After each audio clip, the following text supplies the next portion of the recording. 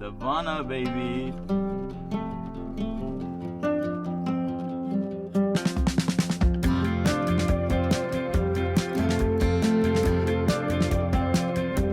بکنین که کجا داریم میریم دیگه؟ تو میگی یا من خودم بگم؟ داریم یه کار خیلی عجیب و غریبی میکنیم. شاید داریم میریم یه سفر یه روزه به ساوانا، یه شهری که 2.5 ساعت مونه و ما 2 سال پیش اولین بار رفتیم.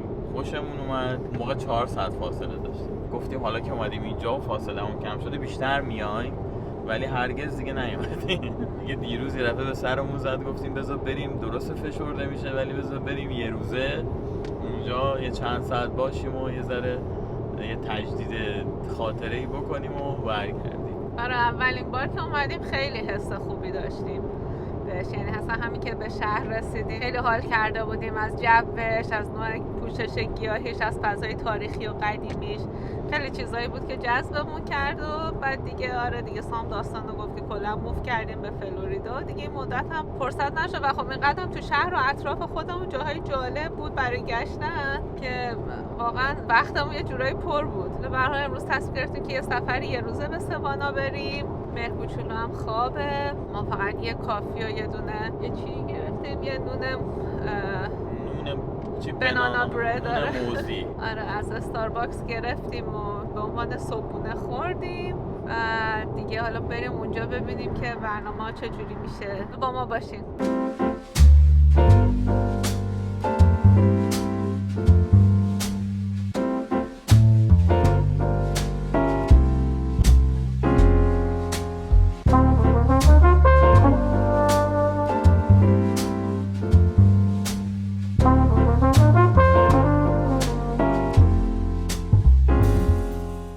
ما رسیدیم، جاتون خالی، گرسنم بود، رفتیم یه چیزی هم خوردیم، بعدم نبود. من نون رستورانای مثلا وسط پارکی معمولی آره اوکی بود، حالا بعدم نبود. آره بعد من نون آووکادو گرفتم، مریم یه سالاد مانند سزار گرفت. کلا تو جنوب آمریکا یه چیزی که اکثر جا خوب درست میکنن بهش میگن آووکادو توست، یعنی توست آووکادو هست و نون و گوجه و دیگه یه سری مثلا نات و این چیزا بد نیست دیگه. خلاصه اونو گرفتیم و الان اومدیم تو این پارک تاریخیه، از مال 1800 خورده ایه. گفتیم یه ذره اینجا رو ببینیم بعد بریم اون قسمت اصلیش که از همه جذاب تره، که اون خیابونی کنار رودخونه است.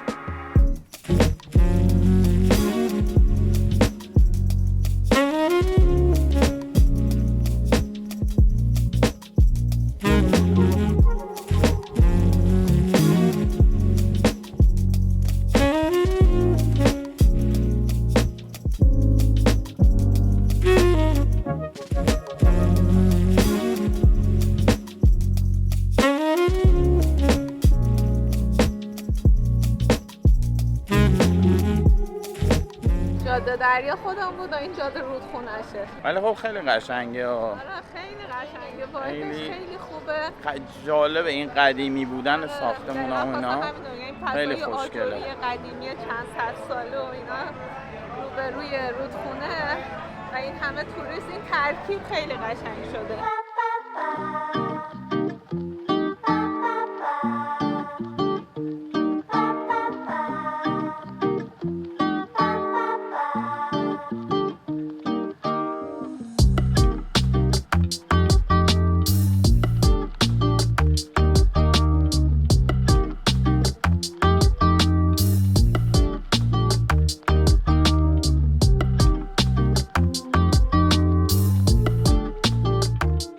یه ذره اطلاعات بدیم بهتون. اولا که فکر کنم گفتیم دیگه اسم این شهر سواناه یا با لهجه فارسی ساوانا هم میگن بهش و جذابیت اصلیش همین این قسمت هاست که بهش میگن خیابون رودخونه و جز 3 تا شهر آمریکاست. البته تو یه ولاگ کاملتر از ساوانا ما درست کردیم، همین الان بگم که بعداً میاد تو کانال، شاید هم اومده باشه الان، ولی به هر حال این ساوانای 2، اون ساوانای 1 که توضیح دادیم. ولی به هر صورت اینجا جز 3 تا شهر آمریکاست که میتونی مشروبتو دستت بگیری تو خیابون و بخوری، شرطی که تو لیوان پلاستیکی ریخته باشیش. دلیلش هم احتمالاً بخاطر اینکه شیشه باشه ممکنه یهو قاطی کنی مثلا بزنی یکی رو ناکار کنی. اینجا یه صف طولانی تشکیل شده، ببینید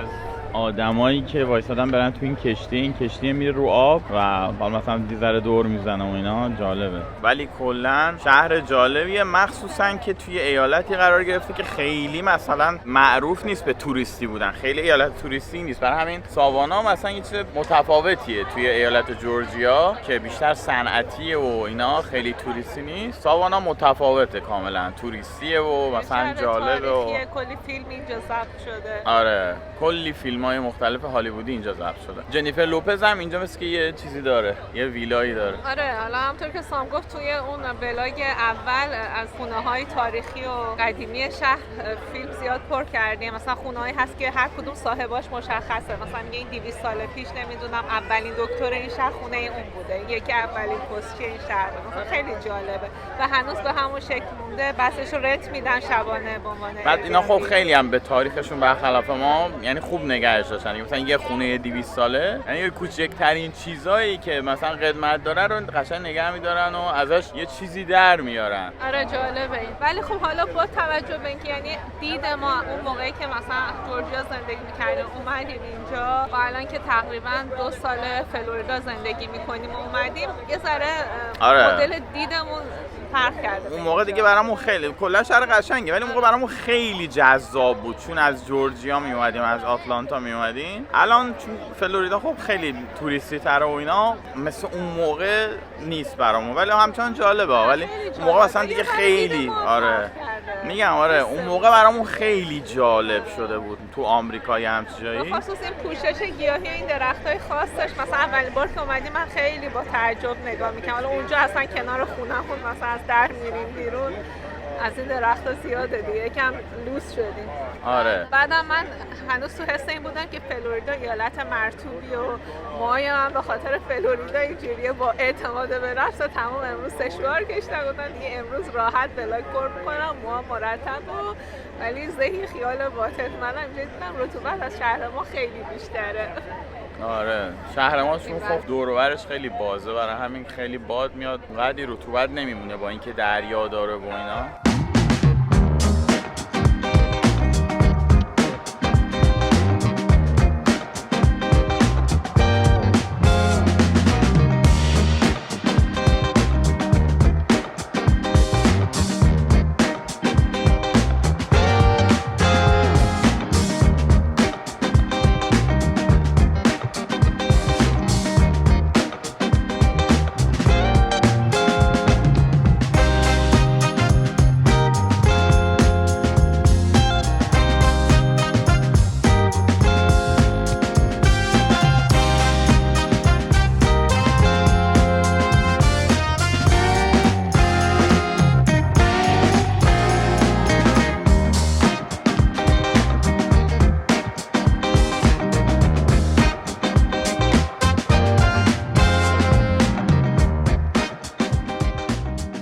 جالب بگم بهتون، الان داشتیم رو آب نگاه میکردیم یهو چند تا دلفین دیدیم. لامصب فکر کنم نمیدونم تونستم رکوردشون کنم یا نه، ولی خیلی جالب بود. اینجاها میتونی بیای مشروب بگیری و مثلا تو خیابون دستت بگیری و بخوری.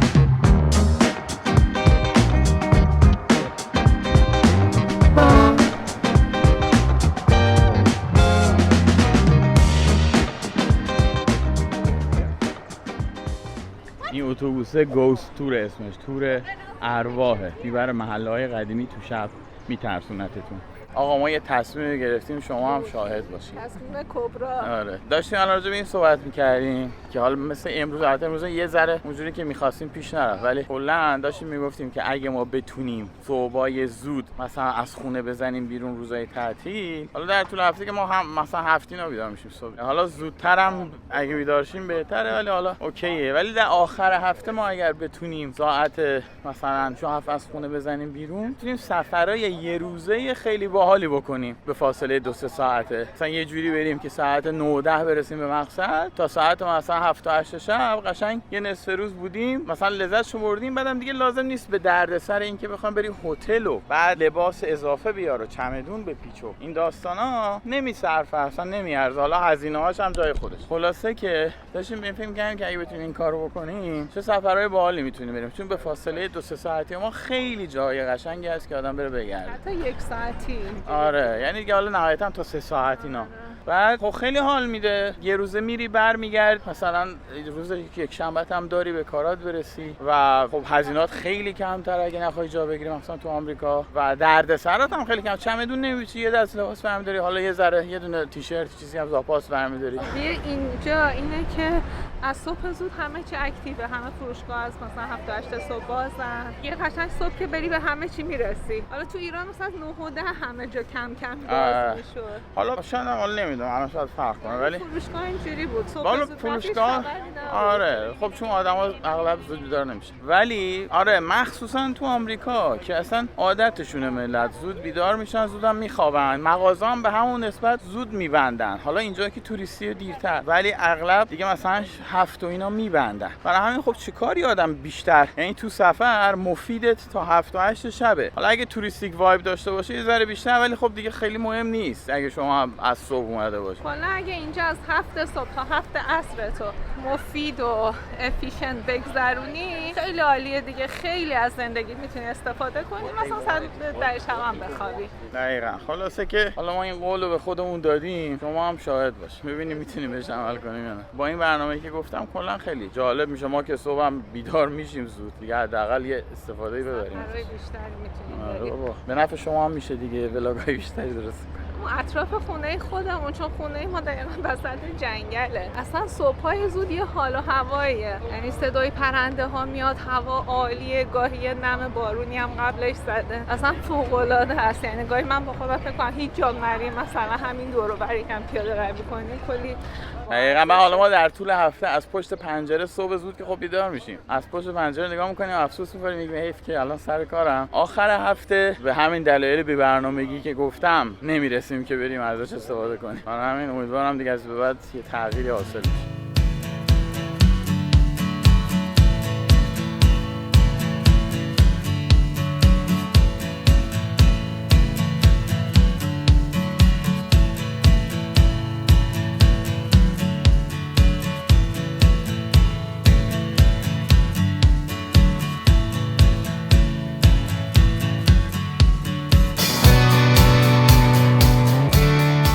بچه‌ها مریم این بغل اول از همه بگم چون داره به مهر غذا میده دیگه سختش بود بخواد جلوی دوربین بیاد. ما جاتون خالی فیش اند چیپس گرفتیم و دیگه لب رودخونه ایم و جای خوبی بود. دیدیم میدونی خب رستوران حالت فود کورتی داره هم پشت سرم. خب خوبی اینجور جا اینه که مثلا دیگه نمیخواد بری نوبت بگیری بری تو صف و این مثلا یه ذره رستورانای خفن و اینا هست، رستورانای مثلا چی میگن سیگنچر شهر و اینا. منتها اصلا احتمالاً که امشب به ما نمیداد چون اینا از قبل باید رزرو کنی، بعدم باید مثلا بری تو صف کلی و با بچه و کالسکه و به در کسی میخوره یه مثلا بچه باید نباشه یه تیپ بزنی مثلا بری اونجا مثلا بشینی 2 ساعت خیلی شیک و مثلا این مدلی سالگرد ازدواج چیزی، ولی به درد ما که با این وضعیت عیالواری و اینا بودیم نمیخورد و عجله‌ای، ولی اتفاقا جای خوبی پیدا کردیم. غذاش هم خوشمزه است و قیمتش هم بد نیست. کرسی $20 بود کلا. آره واقعا خوشمزه است و خب خیلی سریع هم بهمون داد. کلا بعد بغل دریاییم، با میگم دریا با نمای رودخونه و با نما هم نه ویوی رودخونه و اینا، کلا انتخاب خوبی بود.